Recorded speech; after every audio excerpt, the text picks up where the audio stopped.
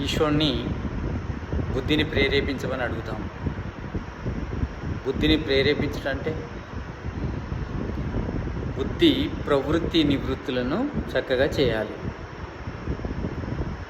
బుద్ధి ప్రవృత్తి చేస్తుంది, నివృత్తి చేస్తుంది, కోరుకుంటుంది, ద్వేషిస్తుంది.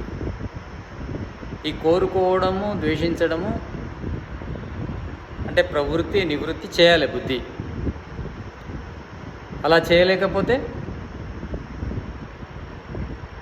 నష్టపోతాం. ప్రవృత్తి నివృత్తి, దేని యందు ప్రవృత్తి ఉండాలి? మంచి కార్యముల యందు ప్రవృత్తి కలగాలి. మనకు ప్రవృత్తి అంటే ఇష్టం కలగాలి. ఇక చెడు కార్యములందు నివృత్తి కలగాలి, అంటే ద్వేషం కలగాలి.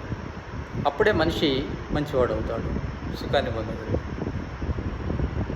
ప్రవృత్తి నివృత్తి ఇది జ్ఞానం వల్లనే కలుగుతుంది.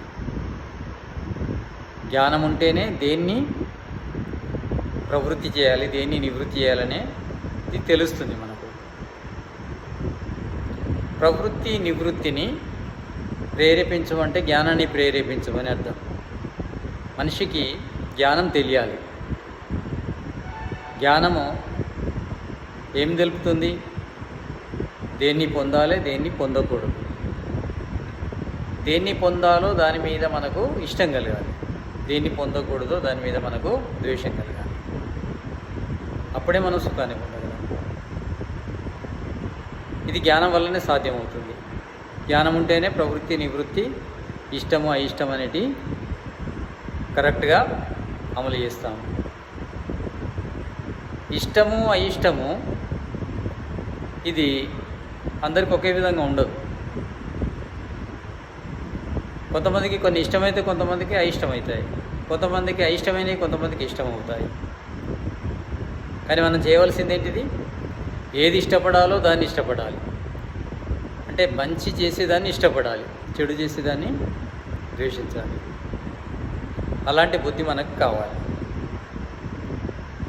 అట్లాంటి బుద్ధి కావాలంటే జ్ఞానాన్ని పొందాలి.